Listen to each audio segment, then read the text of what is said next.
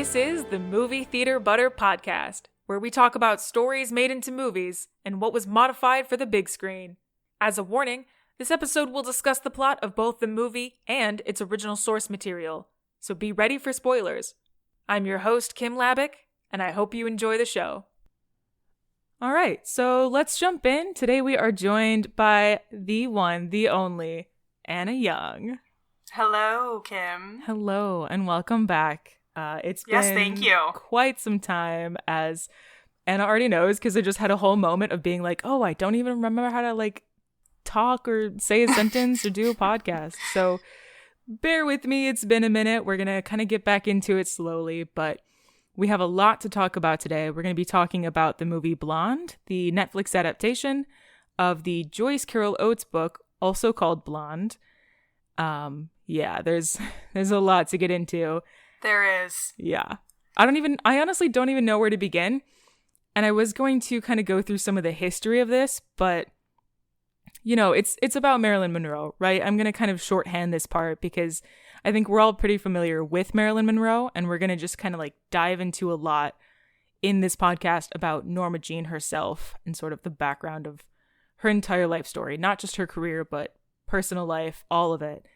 Let's do it. Apart from, of course, the actual movie apart from the book Blonde by Joyce Carol Oates, and the adaptation, the Netflix adaptation we're talking about, there's at least 16 films about Norma Jean and significantly more books.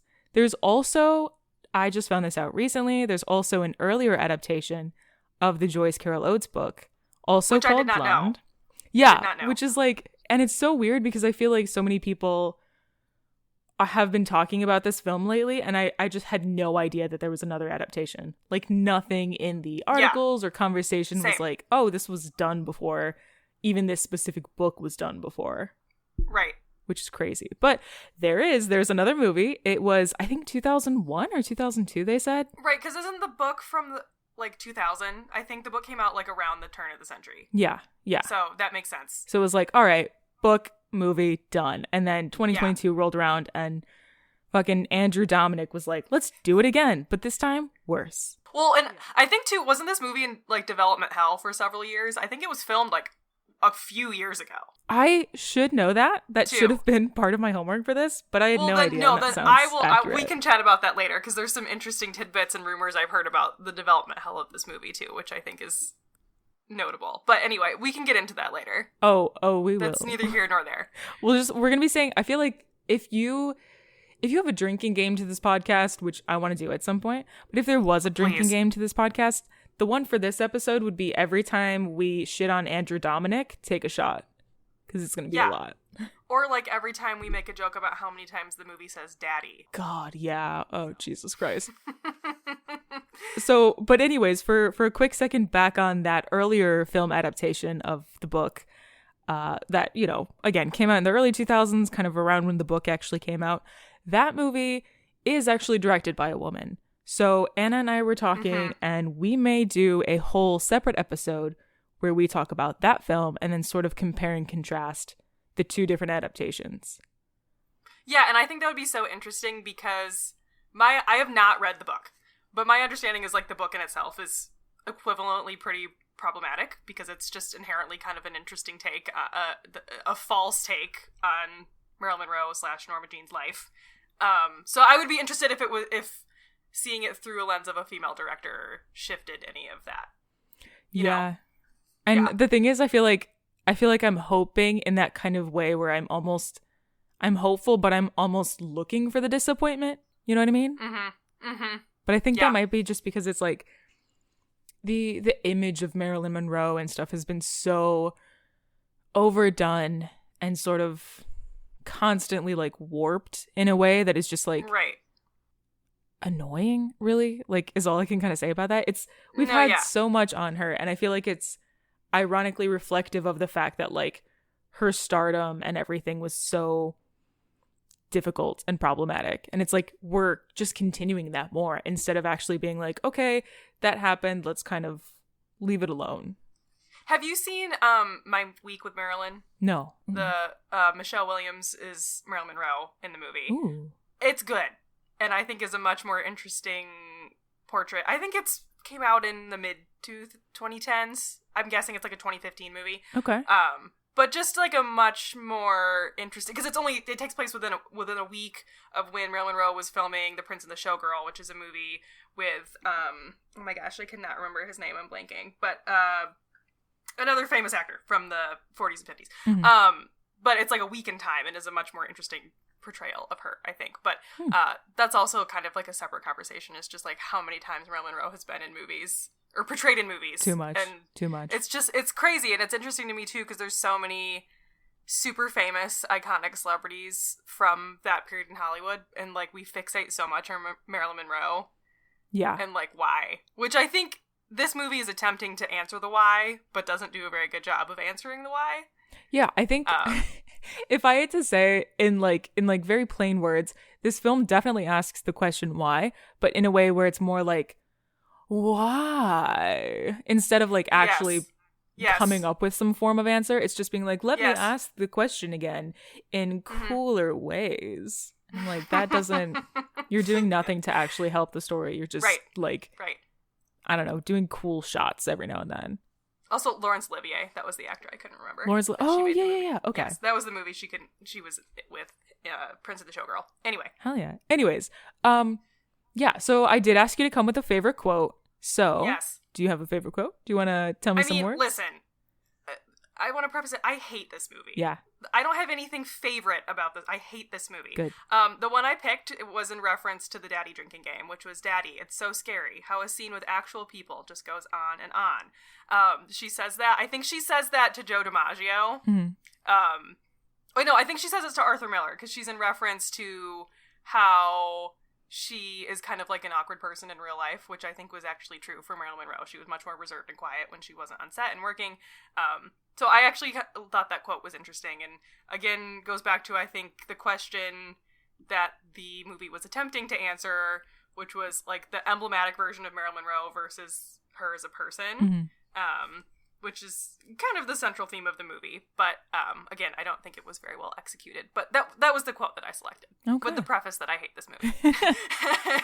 That's a good preface. It's a solid preface. Honestly, I would have been like shocked to my core if we came into this podcast and you were like, you know what? I'm going to defend this movie. I would have been like, Anna, we're not friends anymore. It's over. Absolutely not. Good. I'm glad.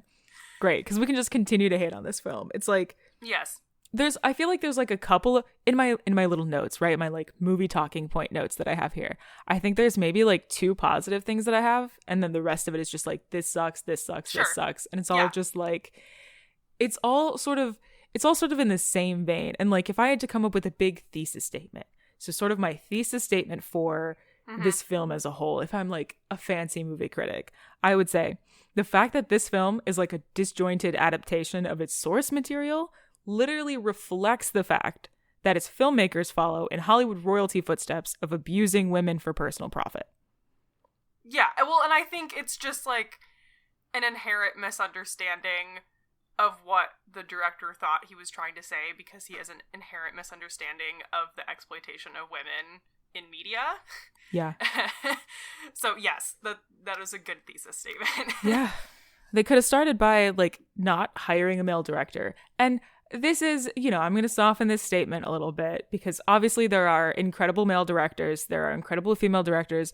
There are bad male directors. There are bad female directors. But when it comes down to it, at the end of the day, there are stories that can only be told by certain groups of people. Like, I'm a white woman. Imagine if they were to be like, yeah, Kim, you're going to go direct Black Panther. Like, go, have fun. Absolutely like, not. What if I didn't do that? Right. Yeah, like, sure, it sounds fun to do because it's an incredible story and whatever, but like, I could never do that story justice ever, because I don't have, as much as I try, I will never have a full understanding and a full proper viewpoint that is needed to be able to tell that kind of story. Well, and I think I sent you the Sight and Sound interview that Andrew Dominic did. Yes. And the interviewer asked him, like, why did you want to make this movie? I thought the interviewer, by the way, was brilliant in the questions that she asked him in that interview, because I think she shares our perspective on the movie. But she asked him, like, why were you interested in this? And he was like, I'm interested in telling a story of somebody who kills themselves. It had nothing to do with the context of her as a person. Ew. And it was about exploiting what he found to be her childhood trauma that led to her killing herself. And that's what compelled him to tell that story, and that's why he was connected with the book. And he said that when writing the screenplay, he just picked and chose random scenes from the book that he pulled into the screenplay. And again, I think the book itself is inherently problematic. Mm-hmm. So I think that there's something deeper. I mean, Joyce Carol Oates is a very, I don't know if you're very familiar with him or with her. I have not read any of her books, but she's a huge troll on Twitter. She's a very interesting person. She's a highly prolific author. I think she's written hundreds of books. Damn. But Blonde is her most famous book. And I think the book in itself is inherently problematic, but it sounds like he just picked and chose scenes from the book that fed into the theme that he was trying to tell about this person who was mentally ill and trying to kill themselves by making decisions based on their trauma. So with that in mind, too, it's like I think he came into this project with a really ill-conceived goal, which is more additionally problematic on the top of the fact that I think he's a man who is not very in touch with telling a story about a woman. Yeah. Because like you said, I think that there are male directors who could have told this story more compassionately. Do I think it should have been directed by a woman? Yes. Mm-hmm. But there's definitely men who could have told this more compassionately. This clearly is not a man who compassionately told this story. Yeah. So. And it's obvious from the get-go. Like, I watched this film already sort of knowing what people's take on it was. I did have that like negative context, that negative background, if you will. So I did go into it with a little bit of that mindset, and that might have affected me, but at the same time, it was like, the second this movie started, I was like, red flags abound. Like, you already started like, ooh, 4:3 aspect ratio. I will just hold me back for a second. I'm very passionate about aspect ratio. I'm very passionate about everything in film. Thank you. But like this, this is something that like like a lot of my friends know. Yes. I'm very passionate about aspect ratio because it's how you see the film. And it's huge and it's important. And there are so many films now that are fucking throwing it in 4:3 aspect ratio. Why? Literally, if you're any human being watching this film, the film starts up, all you do is you notice that it's in a 4:3 aspect ratio. You're not feeling anything from it. You're just being like, oh, wow, this is a square movie. Like, that's what's going through your head instead of like, you know, oh, I feel sad, or oh, I feel confused, or whatever the feeling is that like these directors supposedly intend you to think with it. No, all people are thinking is like, oh, this is a box. It's stupid. It's pointless. I know. 99% of the time. Also, Justice League. Fuck the fact that it was in 4:3. Stupid. I have not seen Justice League and I don't care. Yeah, don't see it. It's in 4:3. It's stupid. Yeah, I don't care. I will say, if we're gonna say like the couple nice things that I liked about this movie, I thought some of the cinematography was quite good. Yeah. I thought some of it was very good. I thought some of the work that they did to recreate a lot of the still photos, which is kind of another thing I want to discuss. I don't know how familiar you are with all the still photos of Marilyn Monroe that they incorporated into the film. There's like 50 plus real photos of Marilyn Monroe that they painstakingly recreated. From like going to the home in which the photo was taken. Very... Yes, on like a weird level. They did a good job with it, so I will give them that. And the way that they inserted Ana de Armas into the real footage of the Marilyn Monroe movies, I thought was also very impressive. So I will give them credit for that, like the way they put her in the Some Like It Hot clip and the Diamonds Are a Girl's Best Friend scene. Because they didn't reshoot the entire scene. They inserted her into those clips, so they did a good job with that. I thought it looked really nice. Oh yeah. So I will give them some props from the technical side of those things, because it was a pretty well shot movie. There were some shots that I thought were visually very good. But that's kind of the only nice thing I have to say about the movie. And I thought Ana de Armas did a good job. Oh yeah, Ana de Armas was absolutely incredible. She crushed it. There was something I saw online that mentioned that she might have, like, they might have edited her voice even more so in post. So that was Is that true? That was what I was referring to with the development hell. Oh yeah. Rumor was that. So I think that this was shot like in 2019. Like this was shot like a couple years ago. Okay. And then it was definitely shot before COVID. Like this wasn't like a COVID issue that held it up. And the rumor is that her accent was so bad that they ADR'd the entire movie. Oh. Yes. So that is the rumor, and I tried to pay attention while watching the movie to see if it seemed like it was ADR'd or not, and I did not notice. So if they did ADR it, they did a really good job. But that is the rumor, was that it was just so off base that she had to go in and work with like a coach to get her accent better and then ADR everything. Because I do think it's her voice. I mean, it's because her accent kind of comes through still. I think. Yeah, there's like I think there's like 2 or 3 moments that I could pick it out a little bit. Yeah, but not in like a bad way. I was fine with it. I mean, the movie itself is kind of a fantasy. You know, it didn't bother me that it wasn't perfect, but I did pay attention to that because I had heard that rumor was part of what was holding up the release of this movie. Fascinating. That would track because I feel like that would be an immense undertaking to do that whole film, like ADR the whole thing. Well, and I think it's interesting too because now I would consider. I mean, I would say in 2022, Ana de Armas is like a fairly famous actress. I think like she's quite. I mean, she's been in James Bond. She was in Knives Out. Obviously, was super successful. I think that really made her really famous. And Knives Out came out in 2019, which is when she would have been filming this movie. So at the time that she filmed this movie, she wasn't as famous. This was coming off of she had been in Blade Runner 2049, which I think was the first time that I was very like conscious of who she was. That was like probably the first movie I saw where I knew who Ana de Armas was. Yeah, like we knew like the name. Right. So I think that's also important to keep in mind because I think 2022 Ana de Armas would not have done this movie. Is my guess. Yeah. Because you do have to ask like, why did she do this movie? Why would an actress be compelled by this screenplay is a little beyond me. But I also think that a less famous actress would be more compelled to do this role. And she did a good job. And she looks strikingly like Marilyn Monroe in some of the scenes. Yeah. Like on a level that it was like kind of crazy. Dude, so yeah. I want to give her credit because I think that this would have been a very emotionally challenging role, I think. And I hope that there were some times where I was like, I hope that they like cared for her on set. Because some of that would have been extremely challenging to film. So I hope that was not like a traumatic shoot for her.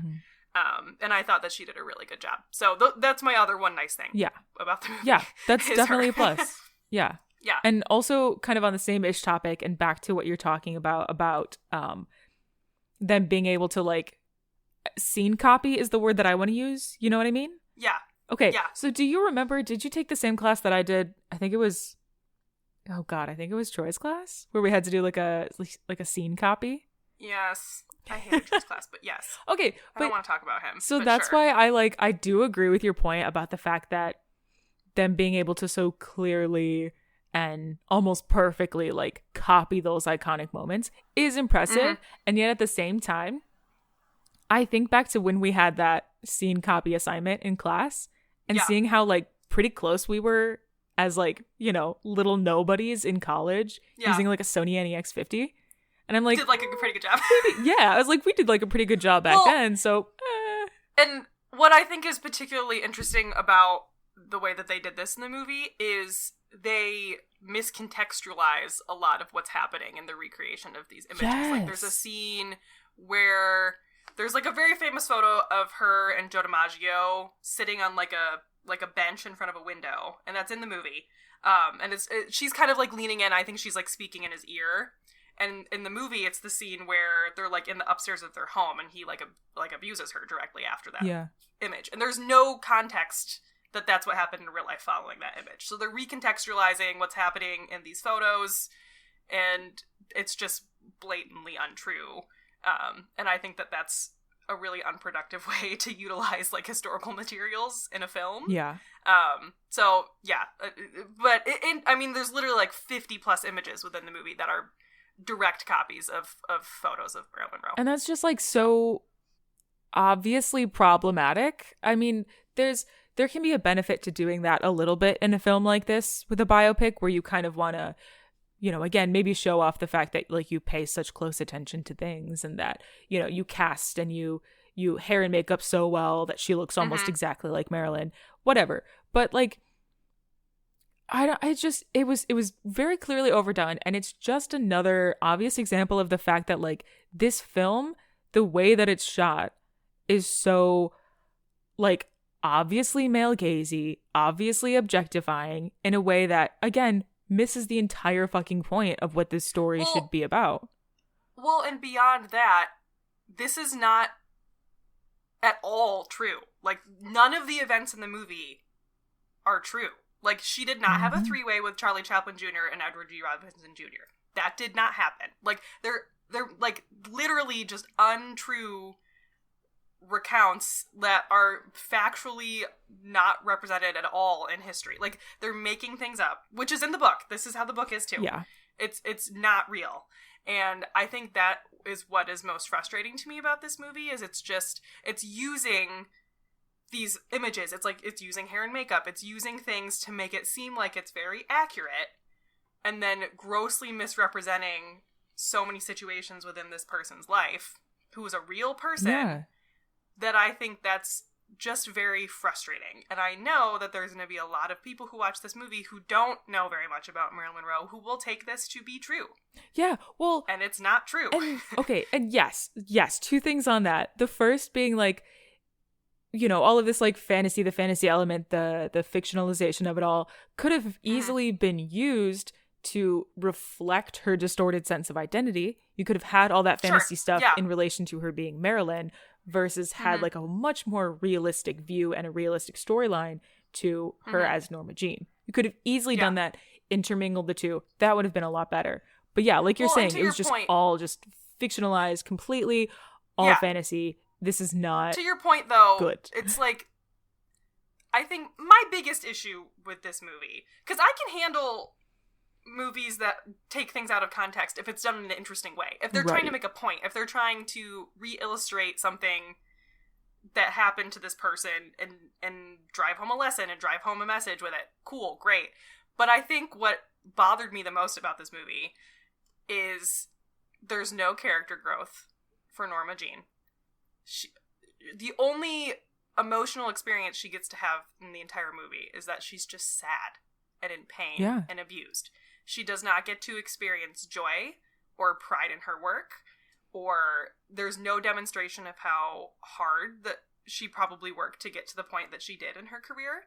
There is no illustration of her ever feeling cared for, having friends, having people in her corner. Like, that's just not an interesting characterization of somebody when the entire 2.5, however many minute runtime of a movie, it's just someone who's sad the whole time. Like, I just personally didn't find that interesting. I didn't think that was an interesting portrait of an individual. Yeah. At all. Because it's one-dimensional, which again is like the whole, the whole problem. Like, her, in reality, she's being portrayed in these like 50s, 60s, whatever the fuck movies as like being this one-dimensional, like silly, sexy blonde character. And then this movie does that same exact thing, like you're saying, where it's like the character of Marilyn/Norma is just entirely one-dimensional. It's like, again, like, I felt like the point. I felt like she was literally just being like ping-ponged through scenes, just endlessly abused, instead of having, like, she had such little agency as an individual that it was just uninteresting to me. You know what? Because that's just not true. Yeah, and there's like one specific point that I can point to. I think there's like 2 or 3, but there's one specific point in this movie that I can point to where she shows a sense of agency, and it's incredibly brief, and it's also like so pandering is the word that I want to use. Yeah. It's when she has that phone call about how much she's getting paid for the movie. Yes. And she's like, and I'm only getting $5,000. That's stupid. Fuck that. Whatever. Yeah, she's like, Jane Russell is getting way more than me, which is awesome and good for her. And I think that's how she was in real life. She had a real personality and was able to stand up for herself. But that lasted like about 2 seconds. And then right after that, she gets another phone call where she gets talked down to. And it was like this might have been the editing, directing, whatever, kind of all of the above.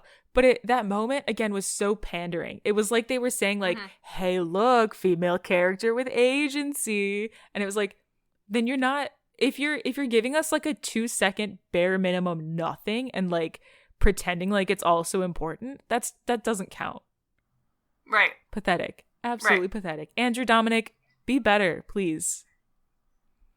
And don't make this movie. Yes. Go back in time and don't make this movie. Just don't make this movie. Yeah.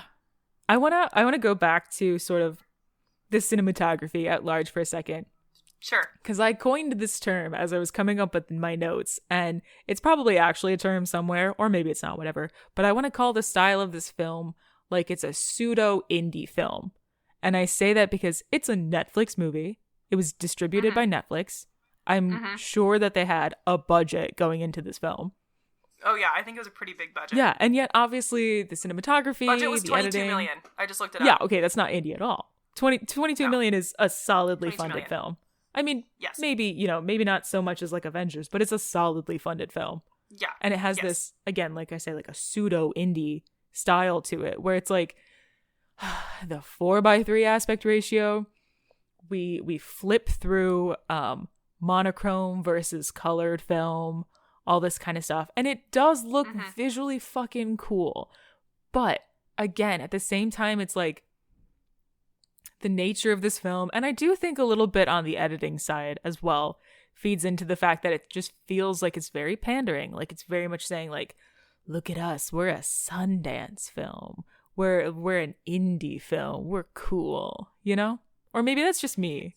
No, I agree with you. I thought it looked really nice. I think my issue with it was, I think it ties back into like wanting to recreate everything. Like it's like, this is going to be artsy, and this shot's going to be artsy, and this is going to be cool. It's like, what if you just tried to tell your story?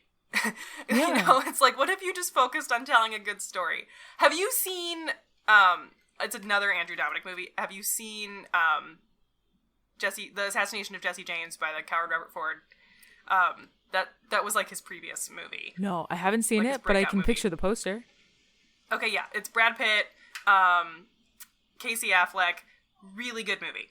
Very good movie. Kind of does the same thing with the visuals. Like, it's like, let me just be really artsy and cool looking.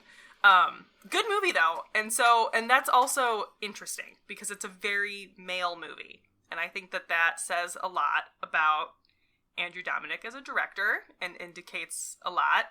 I mean, I don't think there's any women in that movie, but it's a very male movie. And I think that it's an interesting contrast and an interesting choice to move to a movie like this following that kind of movie. And that movie's very well done. And that movie, it's really good. It's a really good movie. It's about the assassination of Jesse James.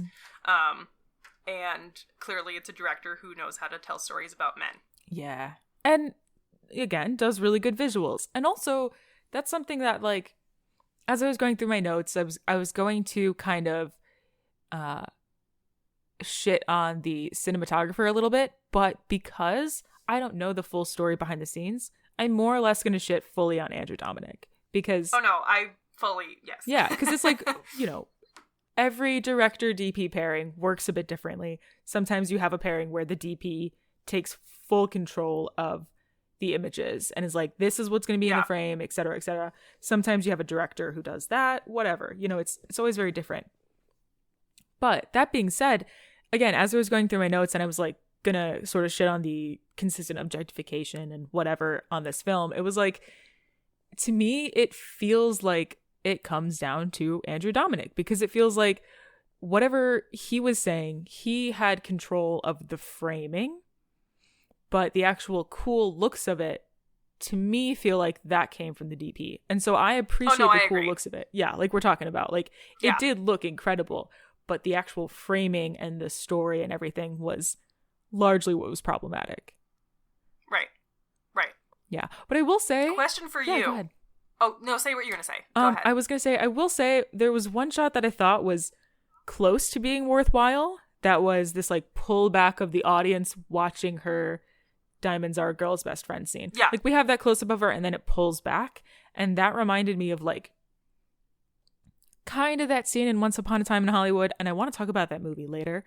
But it kind of reminded me of that in like, that was a good moment to show how she's seeing herself, sure, but also at the same time, like this mass of people watching her in such a way that is clearly different from the way that she's watching herself. Yeah. But yeah, what's your question? Yeah, I thought, well, no, and that ties into what I was going to ask you. My question for you was, have you seen several Marilyn Monroe movies? Like, how many Marilyn Monroe movies have you seen? A grand Are you familiar total with her filmography? of 0. One, okay. Including this one. Okay. So I've seen almost all of Marilyn Monroe's filmography, like her actual films. I've seen a lot of like golden age Hollywood movies. That was something I was really into as a teenager. I'm very familiar with Marilyn Monroe. And I thought that scene in particular was very interesting because Diamonds Are a Girl's Best Friend is considered her best role. She's phenomenal in that movie. It's an incredible performance. it's one of the best, like, for someone with screen presence, it's one of the best moments in cinema history. She's just incredible. She sang that song herself. She's just a performer in that scene. It's an incredible moment in film history. And by all accounts, she was very proud of that movie. And I thought that scene was interesting because that's not the context that you get in that movie. In Blonde, yeah. She seems disappointed in herself. She seems ashamed to be portrayed on screen in that way. And I was frustrated by that scene because of the fact that in real life, that was the height of her career. She was the most famous she had ever been at that point. It allowed her to have a lot more flexibility in the roles that she chose because she was so successful in that film. And it also upped her salary, her ability to, expand her brand beyond being just a dumb blonde in movies. She was launched much more beyond that and was able to kind of become the superstar that she became because of that role. So I thought that was an interesting scene because it just grossly miscontextualized the way that movie was, the way that she felt about that film from all historic accounts. Great. Yeah. Great job, Andrew Dominic. God damn it. I was really hoping that was going to be, again, on my notes, like that was like one of the 2 or 3 that I was like, this is a positive note. And now I'm like, no, it's a negative note, because now knowing that, it's like, again, just didn't do it right. Had no idea how to like properly do this movie. Yeah, well, and I think, again, that goes back to the book as well, because I think it's just an unfortunate trend in how Marilyn Monroe is consistently portrayed in modern media. She, by all accounts, was not a dumb blonde. She was very careful to make that her public persona, and she enjoyed that being, it's the separation within the movie of Marilyn versus Norma, right? So I think Norma Jean was an intelligent, hardworking woman who had demons and had struggles, but was also very driven in her career. And then Marilyn Monroe, she curated to be this sex pot, dumb blonde.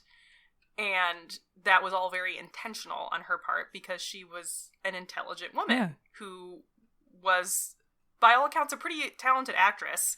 I think people see her as this dumb blonde because she was just so good at it in movies. Like, she was actually a really good performer. And if you watch, The Misfits, which is her last fully completed film, which you should watch that movie. It's very good. And that's very late in her career. She died pretty soon. I think she either died right before it was released or right after it was released. And it was written by Arthur Miller, her ex-husband. And it's a very different performance, and it's very on the nose about, like, she's clearly very aware. The character is based on her in real life, and she's clearly very aware of that characterization. And I think that she deserves more credit for her ability to actually perform. And I think that this movie just fully missed that.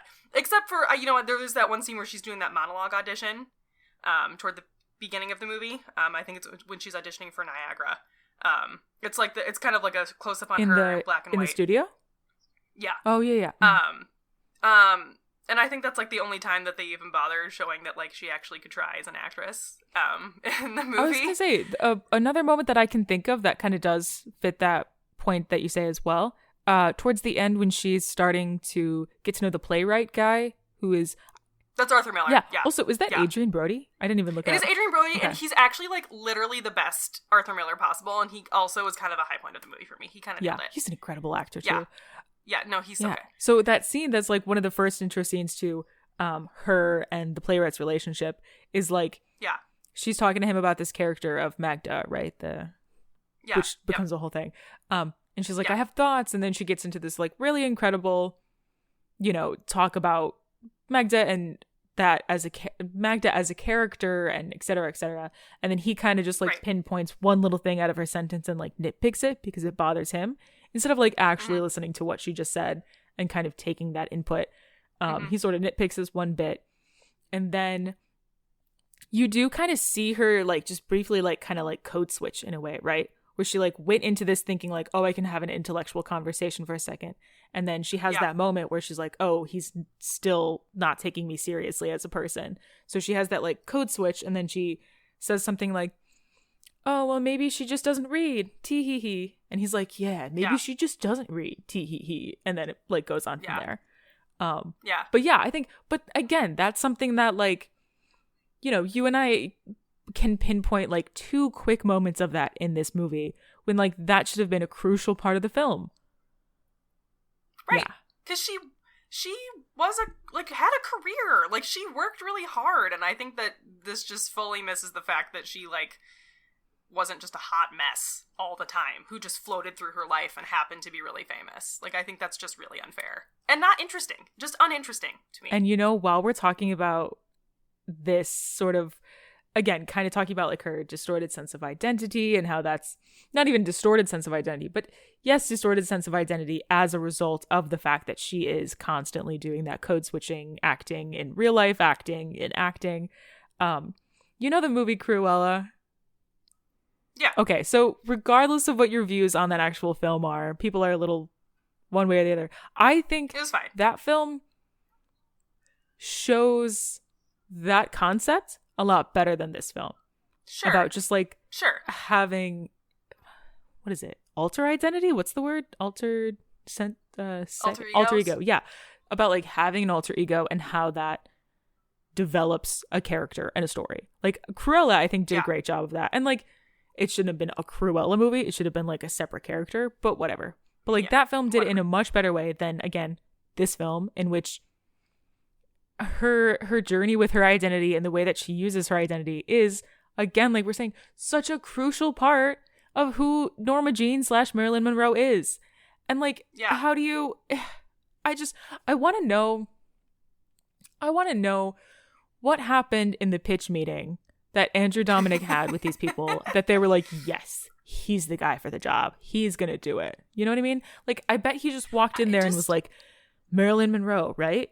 Visually striking. Here, I have an idea for you that's visually striking. Yes. And they were like, yeah, okay, cool. Yes. Great. Shapes. You know what I mean? Yes. I think that is Anna, you froze. Uh-oh. Oh no, guys. Anna's image on my video chat froze, so we're going to take a quick pause. Oh, you're back. I think I'm back. Love it. We love technical difficulties. Great. I don't know what happened. I'm just sitting here. Anyway, I'm back. As you were saying, we were talking about... quick pause, just for my sake of mind. Are you still recording? Yes. Yes, I am. Incredible. That did not affect my Audacity. Great. I was like, can you imagine if we got like halfway through and then it cut off? We're good. We're good. All right. Go for it. But as you said, yeah, like in that pitch meeting, I think the pitch was, it's going to be pretty. There's going to be a lot of, it's going to be gratuitous and extreme, and that's going to get people to watch it. Yeah. And it's that simple. Which, again, is part of the problem of actual Norma Jean and her life. You know what I mean? Like, that was such a part of the problem in Hollywood that is clearly still such a problem in Hollywood, because that's exactly what happened with this film, is all that was important was the shock value and having Ana de Armas be topless every 20 minutes kind of thing. And it's like, that was all that was important to sell the film.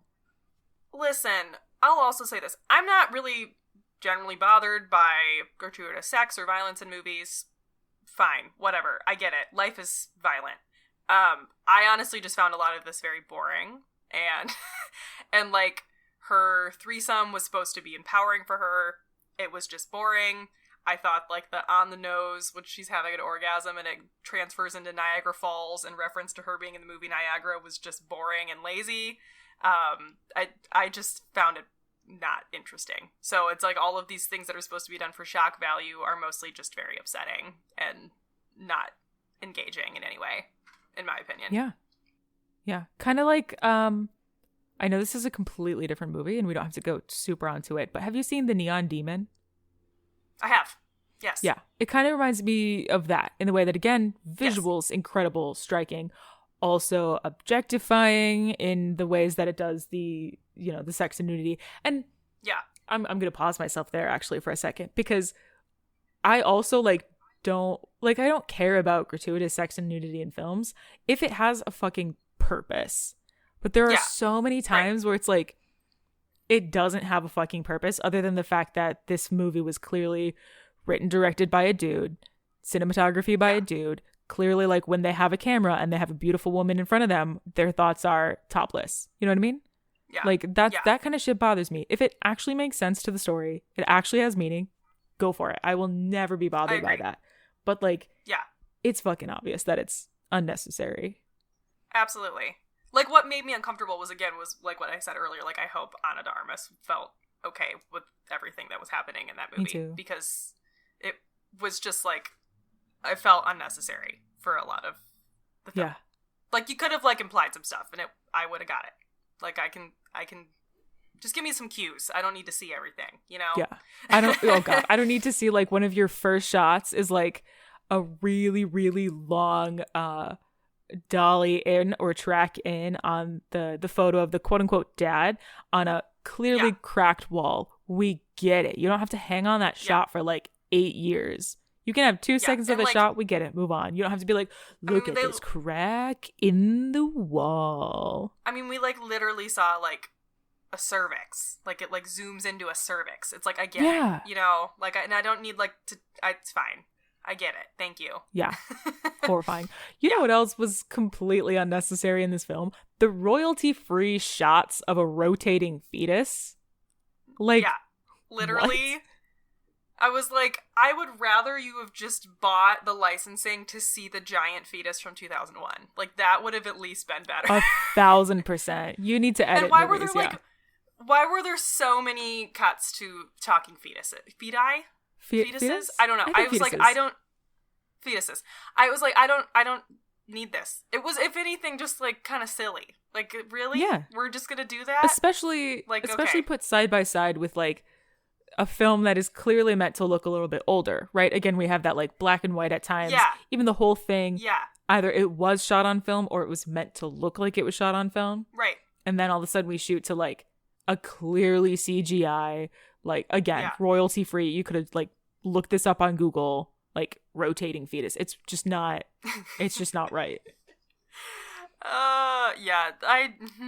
Another movie I just thought of, because you were referencing movies that maybe kind of are in a similar vein to this that I thought did a better job. Have you seen Spencer? I have. Oh, Kristen Stewart. Okay. I think I watched like the first 30 minutes of that and then I couldn't. Okay. But yeah. Well, I think that it was just, it operates in a similar vein in that it's kind of a bit of a horror movie, right? Like it's about a woman's trauma, and it brings in horror elements and kind of more fantastical elements to tell the story of Princess Diana's trauma. It's also directed by a man, but I think it is a much more interesting portrayal of discussing trauma, and particularly like female trauma. It deals with Princess Diana's eating disorder, her public persona, her role within the royal family. Fame is a similar theme to the theme in Blonde, but it's just told in a much more sensitive way.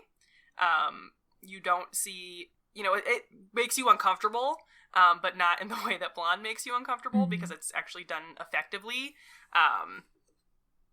So I just think it's an interesting contrast of like how we can tell these stories about these women who are so much part of the zeitgeist still, and how you can do it in an interesting and compelling way that isn't as exploitative. The end of Spencer is much more sensitive, and it doesn't exploit Princess Diana's death. It doesn't exploit her pain in what I think is an inappropriate way, as what Blonde does. So I thought of that movie as I was watching this, and just thought it was much more well done. Interesting, yeah. Yeah, and that's, another thing is these movies both came out around the same time, right? I know you said that this one, Blonde, was filmed in 2019, but I think there's no way that Spencer was filmed like more than a year different than that, No, yeah, I think super close in time. Yeah, that's crazy. Yeah. I will have to watch that for sure. Like, finish watching that. Yeah, it's not like a brilliant movie, but I thought it's an interesting comparison to this movie. Yeah, and those two kind of helped me transition to another thing that I want to chat about, which is sort of the portrayal of mental illness. Because I know as far as I know, there's no formal diagnosis to Princess Diana, but there has been speculation around about certain mental illnesses she may or may not have had. Again, I'm not going to like try and diagnose somebody, especially somebody that I don't even slightly know. But on the topic of mental illness, and clearly Norma Jean has struggles with mental illness, right? Her mental health. whatever it is, whatever, you know, we don't have a formal diagnosis, but just like the way that this film portrays mental illness really bad. And we kind of touched on it with just like Norma Jean's character in general, but I kind of want to talk about for a second some of the littler side stuff with like her mom and the insane asylum and how that is treated. Because like we come in and again, the initial red flags of this film, right? The first time that we meet her mom and some of the first scenes we have of her mom, she's acting what I would call just like clearly crazy, right? I don't like that word, but like clearly crazy. Like somebody wrote this and was like, let's just say that they pulled like actions and dialogue out of a hat and threw it together and we're like, that's crazy, right? Instead of like actually taking 5 fucking minutes to like Google something and be like, oh, she might have had this, so let's reflect it by this as like a template. Do you see what I'm saying? Yeah. Like, again, I think this is like, it's so much more interesting to see someone with a more thoughtful portrayal of something rather than just being like, I'm just going to throw some shit at a wall and see what sticks. So I can just be like, she's crazy. Like, that's not interesting to me. Exactly. That's lazy. Exactly. And then you have no real concept of her mom. And so then every time we have a scene with her mom involved in it, it's like, I don't really feel anything other than like, oh, I guess she's like in pain because this was difficult. But I also like, you have no way to like see that she grows from understanding it a little bit more, you know? And I feel like that's something we all kind of go through. My thing too was like, her mom was just so one note awful and crazy. It's like, why would she want to visit her at the asylum or at the hospital? Why, like, what is the relationship there? Like, there shouldn't be a relationship there because you haven't given me anything to sympathize with this character. She's just abusive. Yeah. You know, like, I think it's just, again, not compelling because all you see is the trauma. You don't see the part that's actually, like, a bond that she shares with her mother. Yeah, and, you know, another kind of, like, media comparison. Have you seen The Queen's Gambit? Yes, okay, great. So that has what I think is, in my opinion, one of the best modern examples of like a difficult mother-daughter relationship in like a really great way. You see the difficulty and you do see like the bond at the same time. And it's like, again, that's a really great example. This film, Blonde, 2022, not a great example. Yeah. Like, this movie in so many ways feels like it should have been made in like 1994. Like, why does this exist in 2022? I don't need this to be a thing in 2022. Yeah. Again, it's like I wish that I could have been at the pitch meeting. Like, I want to know what went down there. I want to know what people helped keep this story afloat and what people tried to like fix it and like what stopped it. You know what I mean? Like, I wish I could know the full picture of like everybody involved in the process to be able to be like, oh, I see where it's like these 5 people who suck kept it afloat, or it's like whatever it was. You know? Yeah. But we will never know, or we could like just sneak around and find out. Another, this is like a kind of random, but another like movie slight comparison. It's not even really a comparison, but it's just something I was thinking about as I was watching this.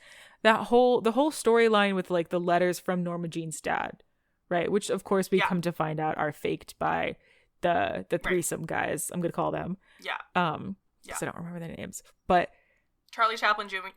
and Edward G. Robinson Jr. Thank you. Who are both real people who Marilyn Monroe knew but did not have a romantic relationship with, and particularly did not have a 3-way relationship with. Yeah, thank you. That's again, good to note that, like, again, remember, that part is clearly incorrect. Historically incorrect.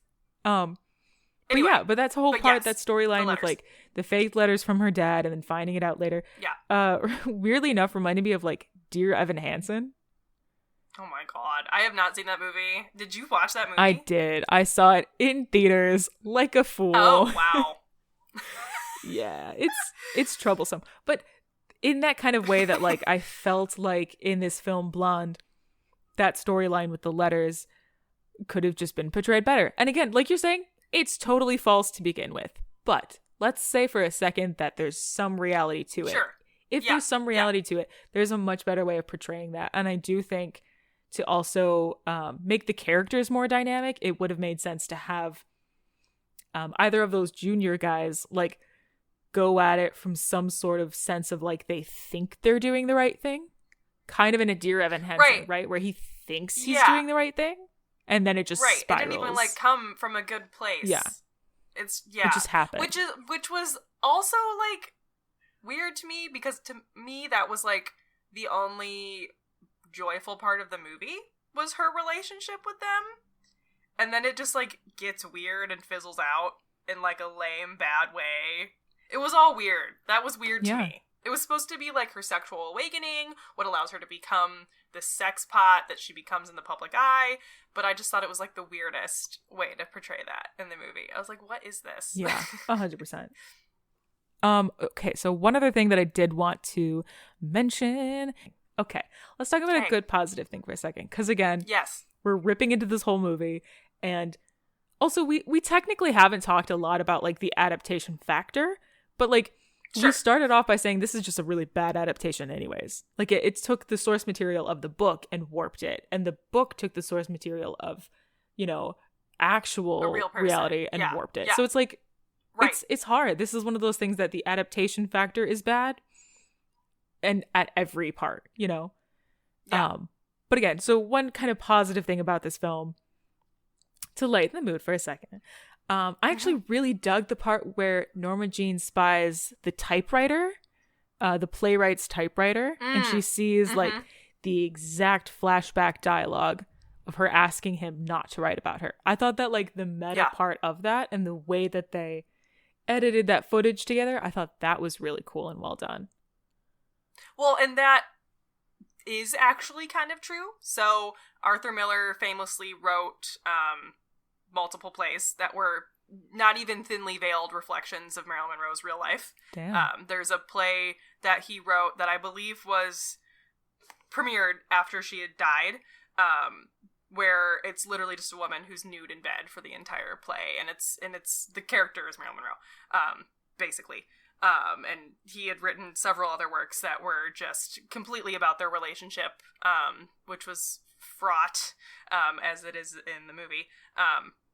So I thought that was actually interesting, because that is real, that is true. He wrote about her and created very famous works about her.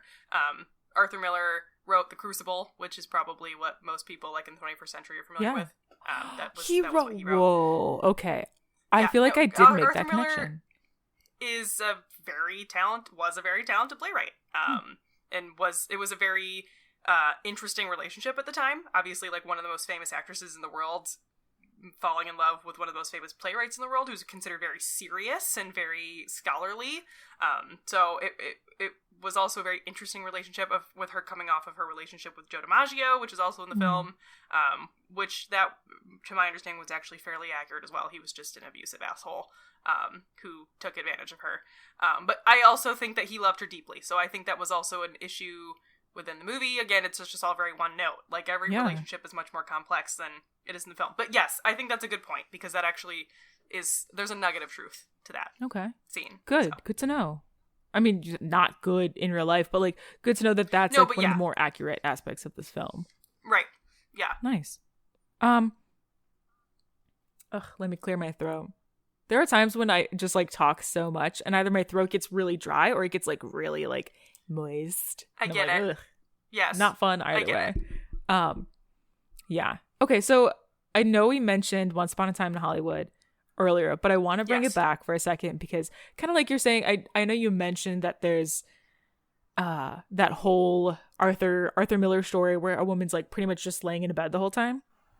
Do you remember that scene in Once Upon a Time in Hollywood that there's just this like obnoxiously objectifying long shot of Margot Robbie laying in bed? Yeah. Yes. I don't like the film Once Upon a Time in Hollywood, and eventually we'll talk about that more on the podcast, but that was one of the moments I really disliked. And it, again, with like the golden age of Hollywood and just like men completely fucking missing the point of everything that was wrong and demented about the golden age of Hollywood. You know, like that shot in Once Upon a Time in Hollywood, that shot is gratuitous and completely unnecessary. It gives us nothing truly important to the story. And it only serves to objectify Margot Robbie and that character. And it's like, that was what was wrong with the golden age of Hollywood. How do you not have any creative juices to like make an actual commentary on it instead of just copying the bad stuff, you know?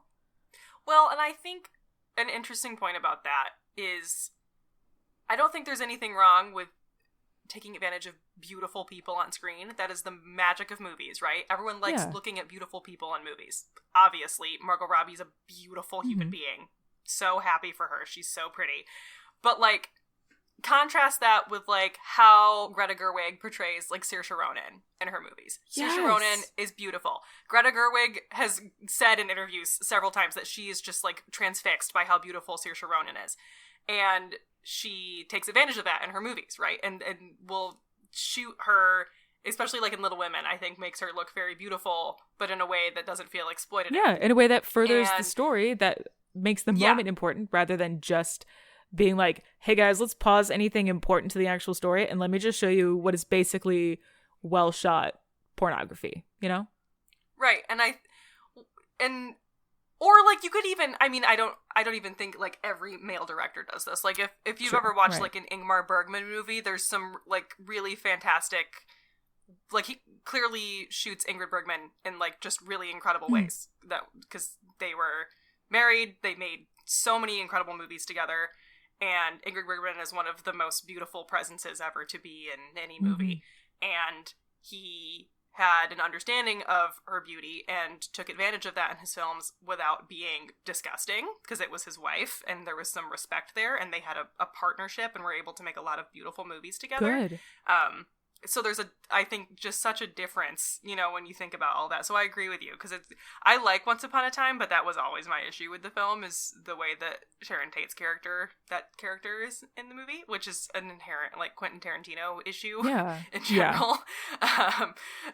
And again, it's just crazy how oblivious, or not oblivious, but it's crazy how that just reflects part of what was so wrong with the golden age of Hollywood, is like all the sexism, racism, etc., etc. It's like, well, how are you, you know, when people do sort of like a homage, I think is the word, when you do sort of like an homage to the golden age of Hollywood, there's such a difference between films like Blonde and films like Once Upon a Time in Hollywood that fall into the tropes and feed into the tropes, instead of just being like, how do I present this in a unique, creative, argumentative take on the golden age of Hollywood? Does that make sense? Yeah. Like they're basically just cut and pasting in like a better lit way. Yeah. Than like doing anything actually new and important. Right. Problematic. Constantly problematic. Ugh. Another like thesis statement that I kind of have, and we'll sort of get into wrapping this up, because I realize now we've hit like an hour. We've hit our little timeline. I want to have like a little like ding, our time is up. But another like large thesis statement that I have on this, and I want to get your take on it, but I feel like another big thing that this whole story misses is this film kind of portrays it as Marilyn / Norma is ultimately looking for love and for a father figure, right? Yeah. And I get that, and I think that is part of the story for sure. I feel like all of that is a symptom of her truly needing safety.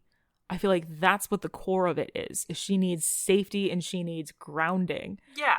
Because like if you're familiar with Maslow's hierarchy of needs at all, okay, great, yes, okay. So for the listeners out there, give it a Google. Self-actualization, right up at the top. And it's like, so Maslow's hierarchy of needs, basically it says like, as a human, what do you baseline need? And if all of those needs are met, what do you need next, et cetera, up until you get to the point where everything else is good and you just want to feel like you're doing something positive for the world. Like that's like the tip of the iceberg.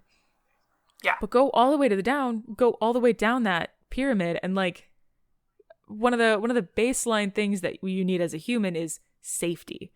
And so again, like this film Blonde kind of tries to portray, she's looking for love, she's looking for a father figure because of her, you know, childhood troubles and everything there.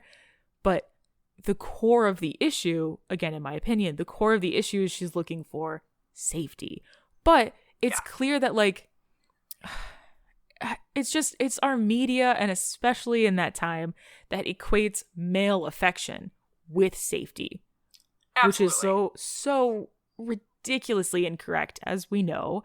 And it's like, so I think that's another problem with this film, is like, because the 50s and the golden age of Hollywood equated male affection with safety, and because the filmmakers of this film, Blonde, continue that, they're only taking it at that one level.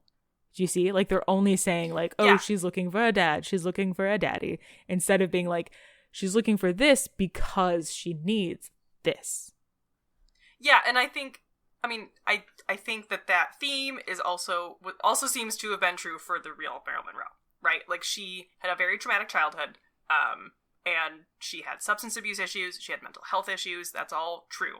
And I think a lot of it came from a lack of a support system and a lack of feeling safe, and I agree with you. And I think that the biggest miss on this movie is filling in those gaps and making it a more fully realized vision of what that means, and why she craved those things in her life. And, like, you know, why do women engage in relationships that are abusive? It's often because of a safety issue, right? And because of security, and because they don't have anywhere else to go, or because society has told them that that's just what they need to deal with. And particularly back in the 1950s, like, being with Joe DiMaggio is the cream of the crop. He was one of the biggest celebrities and athletes in the entire world. Why would she question if he was abusive to her or not? Mm-hmm. The media and society teaches women to engage in unsafe situations because that's what they're told to do. And this movie just fully misses that, right? Yeah, 100%. Even the financial aspect of that, where, going back to Greta Gerwig's Little Women, did a really great job about talking about that. There's that very infamous monologue Florence Pugh has, where she's talking about, like, for me, marriage can't be about love. I have to have this financial aspect, because as a woman, I will never fully have that complete safety net without having, you know, like a financially secure husband kind of thing. And that's also sort of an aspect of the Norma Jean story that gets kind of lost in this. They do have moments. Yes. They do have moments where they talk about, or not even, like, very, very briefly, they touch on the fact that, like, back in the day, she did some of the nude photography because she felt sort of desperate to have more financial safety because she was broke as fuck. They very vaguely touch on it. But again, another thesis statement of this whole discussion we're having. They missed the point, and they kept it so one-dimensional. This film was bad. Right, and again, it's like, Marilyn Monroe has been documented to have more agency than that. Like, yes, the famous Playboy cover, I believe the history of that was, like, she did not know that was going to be a Playboy cover. She didn't fully understand how those photos were going to be utilized, and wasn't super happy about that. But she also voluntarily posed nude later in her career. There's those really famous, which I think is also recreated in the movie, the really famous one where she has, like, a sheer pink top on. They're really beautiful photos. It's with the photographer who documented a lot of her life, especially later in her life. In her last film that was incomplete, she voluntarily does this really fantastic comedic nude pool scene. She had more agency over her body than the movie also gives credit for. And it, like you said, it just kind of touches on things and doesn't fully realize the actual truth, which I think would have been much more interesting. 1,000%. And hopefully we do get to watch the earlier adaptation film, and kind of, maybe that does it better. Yes. Who knows? Maybe that adapts the book in a way that more benefits the true life story than just waters it down more, you know? I feel like it's going to be like Lifetime movie energy, but, like, surprisingly better is kind of what I'm hoping. I hope so. It'll be fun. Yeah. So I do have a trivia question for you, and then we'll wrap this out. Yep. All right. This one's kind of an easy one, or I don't know. We'll see. It's a 50-50 shot. It's a true or false. Okay. So, true or false? In order to make her face glow on camera, part of Marilyn Monroe's makeup routine was to put a layer of Vaseline on her face. I'm going true. Yeah? Yeah. It is true. She used to put a layer of, I think technically it's a different brand, but the same product, she used to put, like, Vaseline on her face, which is kind of crazy because, fun fact, you probably know this, cinematographers back in the day would occasionally put Vaseline on a camera lens in order to get like a softer, glowier look to the frame without it being like an out of focus blur. Yep. But I find it so fucking fascinating that you would put Vaseline on your face. As someone who I quite like makeup, and there's a lot of I forget the name of Marilyn Monroe's makeup artist, but this I think it was a guy, did her makeup for a lot of her career. I think kind of post Niagara once she got more famous. And a lot of those makeup techniques were extremely innovative and are still used, particularly in like cinema makeup now. So Marilyn Monroe was super like on the edge of modern makeup. She invented like white eyeliner on the lids of the eyes to make the eyes look bigger. Oh, hell yeah. There's a lot of really specific ways that they did her cat eye wing that wasn't quite as popular before her. Draw the cat eyes sharp enough to kill a man. Thank you. Yes, T-Swizzle would be nothing without. Love it. So interesting point. Interesting trivia factoid. I didn't know the Vaseline thing, but I wanted to make a couple plugs too. As a Marilyn Monroe fan. First, I watched a really interesting analysis of Blonde on a YouTube channel called Be Kind Rewind, which I think is an awesome YouTube channel. If you have not watched it, it is a lovely lady who makes videos specifically about the Golden Age of Hollywood, but telling women's stories in the Golden Age of Hollywood. And it's a great channel, and I really liked her analysis of Blonde. She asked some really interesting questions about the why of this movie. So watch that if you want to hear a really intelligent takedown of that movie. Hell yeah. And then additionally, as a Marilyn Monroe fan, watch Some Like It Hot. It's such a good movie. It's still funny today. She's not the main character in the movie, but she's just fabulous in it. And that's the scene in Blonde where she like scratches her face and has a bit of a breakdown on set. Oh, yeah. Which was true. She was very difficult on set for that movie. I don't think she scratched her own face, but was very difficult on that set. But I think that movie's still really amazing. It's still really funny. It still holds up. So I would encourage people to check that out if you are not very well-versed in Marilyn Monroe's filmography. And Diamonds Are a Girl's Best Friend, or Gentlemen Prefer Blondes is what that song is from. And that movie is also actually quite good. Hell yeah. I have so much homework to do when it comes to like the Golden Age of Hollywood. I have some of the basics that I've seen and kind of looked into, but definitely all of what you just listed, never seen. Like a lot of the Marilyn Monroe stuff, never seen, which is wild. I really need to do my homework there. Niagara's kind of fun too. Niagara's fun. It's not like an amazing movie, but it's a fun movie. That's fair. So. It's hard to find, not to like knock on the Golden Age of Hollywood even more, but it's hard to find a movie from the 1950s that holds up enough to this day and age where you can watch it and like feel comfortable, you know? It's very the 50s as the golden age, probably my least favorite of the decades. 40s has some incredible films, especially from like the noir genre, that are better than any mystery movie now, in my opinion. And then obviously the 60s are once you start emerging into more modern filmmaking. But the 50s maybe has some gaps. Yeah. Although you're never going to get a musical made as good as the musicals in the 1950s, in my opinion. Okay, but like I really want to rewatch La La Land. Like, I've been really into La La Singing Land in again. the Rain. Yeah. Singing in the Rain hits. But I think part of it, too, really selfishly, because now I've lived in LA for, like, 5 years or so. Now it's like, now I have enough of the vibes and enough of, like, the real-life experience living in LA to be like, oh, my God, so relatable. So that's probably, like, why it hits. I literally love La La Land so much. Incredible. I'm not hating on modern musicals. I'm just saying. But there are so many more. Yeah. Simply nothing like a 50s Hollywood musical. There's nothing like That's true. All right. Well, dude, as always, thank you so much for coming on the podcast. Yes.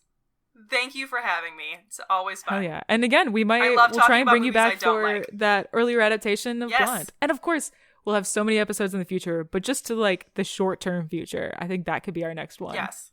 Let's do it. Hell yeah. All right. Thanks, man. Well, it sounds like that's a wrap.